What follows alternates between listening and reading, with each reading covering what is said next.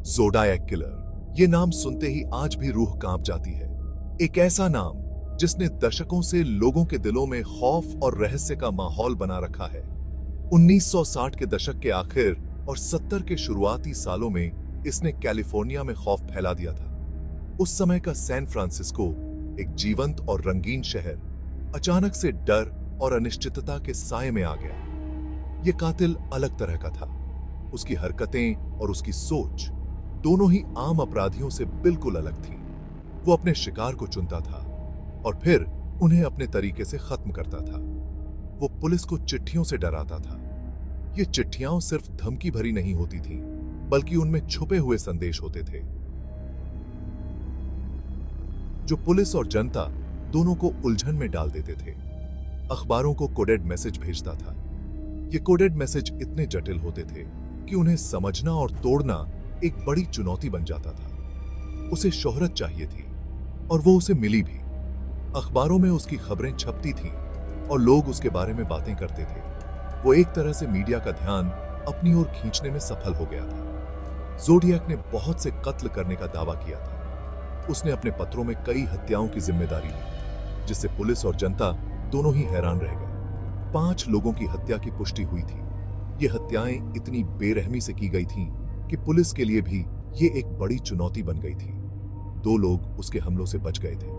ये बचे हुए लोग ही थे जिन्होंने पुलिस को कुछ सुराग दिए, लेकिन फिर भी कातिल को पकड़ना आसान नहीं था।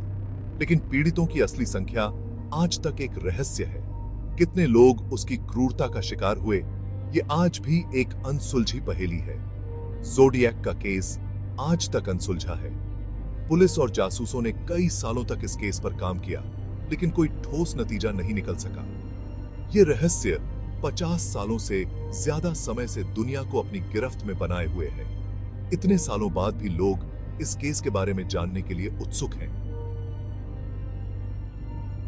लोग आज भी उसके कोड्स को तोड़ने की कोशिश कर रहे हैं। कई विशेषज्ञ और शौकिया कोड ब्रेकर इस चुनौती को स्वीकार कर चुके हैं, लेकिन सफलता अभी भी दूर है। उसकी असली पहचान की तलाश कर रहे हैं। कई थ्योरीज और कयास लगाए गए हैं, लेकिन कोई भी पुख्ता सबूत नहीं मिल सका है। ज़ोडिएक किलर ने इतिहास पर एक काला साया छोड़ा है। उसकी कहानी आज भी लोगों के दिलों में डर और जिज्ञासा पैदा करती है, और शायद ये रहस्य कभी सुलझेगा भी नहीं। ज़ोडिएक के आतंक का दौर 1968 में शुरू हुआ। यह एक ऐसा समय था जब कैलिफोर्निया की सड़कों पर डर और खौफ का माहौल था। ज़ोडिएक किलर ने अपने पहले हमले से ही लोगों के दिलों में दहशत पैदा कर दी थी। उसके पहले शिकार थे डेविड फेराडे और बेट्टी लू जेनसेन। ये दोनों एक नौजवान जोड़ा थे जो अपनी जिंदगी के सबसे खूबसूरत पलों को जी रहे थे। ये एक नौजवान जोड़ा डेट पर था। वे एक दूसरे के साथ समय बिता रहे थे जब ज़ोडिएक ने उन पर हमला किया। ज़ोडिएक ने उन्हें कैलिफोर्निया के वेनेसिया के पास उनकी कार में गोली मार दी। यह हमला इतना अचानक और भयानक था कि किसी को कुछ समझने का मौका ही नहीं मिला। कुछ महीनों बाद ज़ोडिएक ने फिर हमला किया। इस बार उसने और भी ज्यादा खौफनाक तरीके से अपने शिकार को चुना। इस बार उसने माइकल ब्रायन और सिसिलिया शेपर्ड पर हमला किया। वे दोनों लेक बेरियसा में पिकनिक मना रहे थे जब ज़ोडिएक ने उन पर हमला किया। वो लेक बेरियसा में पिकनिक मना रहे थे। यह एक खूबसूरत दिन था, लेकिन ज़ोडिएक ने इसे एक भयानक याद में बदल दिया। माइकल इस हमले में बच गया। उसे गंभीर चोटें आईं, लेकिन वह किसी तरह अपनी जान बचाने में कामयाब रहा। लेकिन दुख की बात है कि सिसिलिया नहीं बच पाई। उसकी मौत ने पूरे इलाके को सदमे में डाल दिया। ज़ोडिएक का आखिरी शिकार था पॉल स्टाइन। वह सैन फ्रांसिस्को में एक कैब ड्राइवर था जो अपनी रोजमर्रा की जिंदगी जी रहा था। वो सैन फ्रांसिस्को में एक कैब ड्राइवर था। ज़ोडिएक ने उसे उसकी कैब में ही गोली मार दी। यह हमला भी उतना ही भयानक और अचानक था। ज़ोडिएक ने उसे उसकी कैब में ही गोली मार दी। इस हमले ने पूरे शहर को हिलाकर रख दिया। उसने पॉल की कमीज का एक टुकड़ा एक भयानक निशानी के तौर पर अपने पास रख लिया। यह निशानी जोडियक के खौफनाक इरादों का प्रतीक थी। याक के था। जोडियक सिर्फ हत्याएं नहीं करता था, वो एक ऐसा कातिल था जो अपने अपराधों को एक खेल की तरह देखता था। वो पुलिस के साथ खेल खेलना चाहता था। हर हत्या के बाद वो पुलिस को चुनौती देता था, जैसे कि वो एक शतरंज का खेल हो। वो लोगों में डर पैदा करना चाहता था। उसकी हरकतों से शहर में खौफ का माहौल बन गया था। उसने अखबारों को चिट्ठियां भेजी।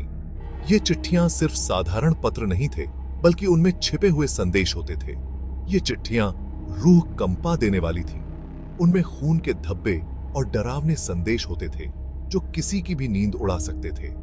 इनमें पूरा ब्यौरा होता था, हर हत्या का विवरण, हर पीड़ित की कहानी, सब कुछ विस्तार से लिखा होता था।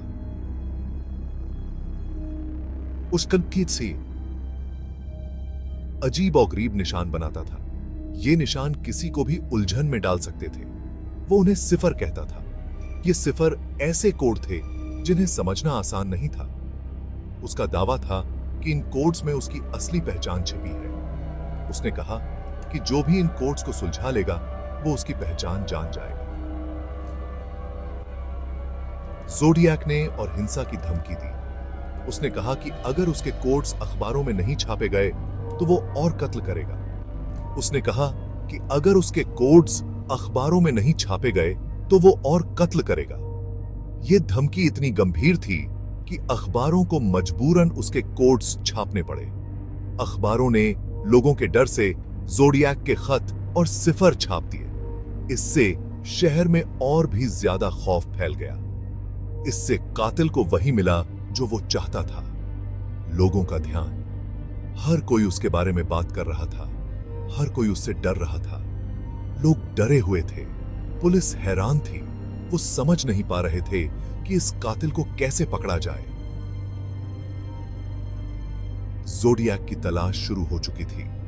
पुलिस और जासूस दिन रात मेहनत कर रहे थे, लेकिन जोडियक हमेशा एक कदम आगे रहता था। एक बात थी, जोडियक का पहला सिफर 408 सिफर एक लंबा मैसेज था। यह 408 कैरेक्टर्स का बना था, इसलिए इसका नाम 408 सिफर पड़ा। इस सिफर को 1969 में तोड़ा गया।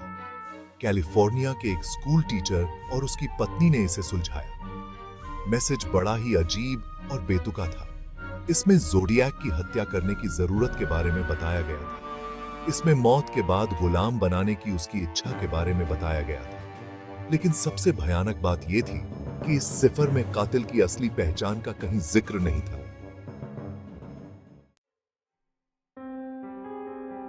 जोडियक ने बातचीत जारी रखी।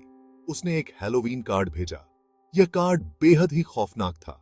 इसमें पॉल स्टाइन की कमीज का एक टुकड़ा था। यह खून से सना हुआ था।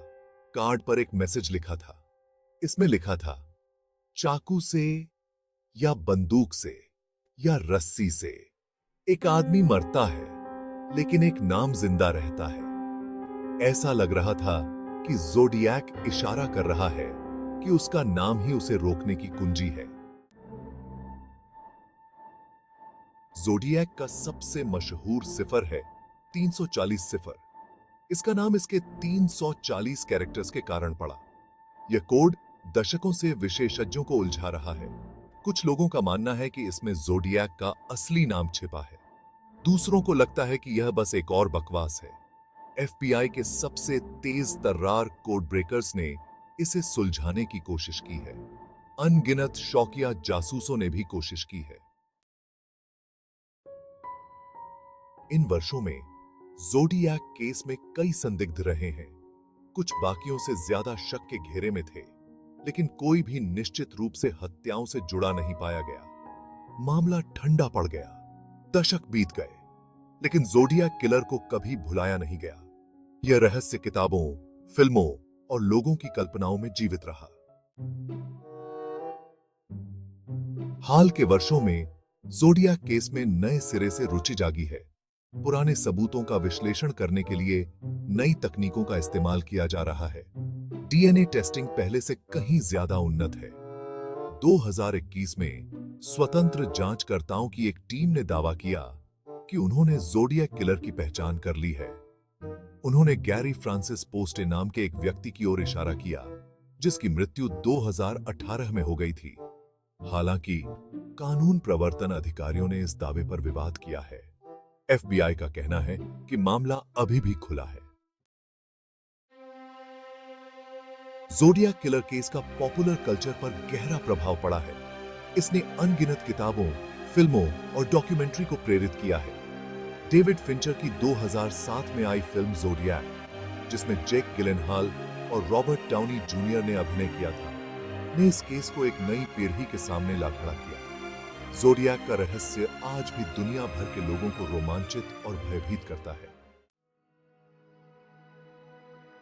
ज़ोडिएक किलर भले ही चला गया हो, लेकिन उसके जुर्म आज भी हमें डराते हैं। यह अनसुलझा मामला इस बात की याद दिलाता है कि इंसान के दिल में कितना अंधेरा छिपा हो सकता है। क्या हम कभी उस नकाब के पीछे का सच जान पाएंगे? ज़ोडिएक के सिफर आज भी एक चुनौती है। उसके इरादे आज भी एक रहस्य है। यह केस इस बात का एक भयानक उदाहरण है कि कुछ पहेलियां शायद कभी नहीं सुलझ पाती।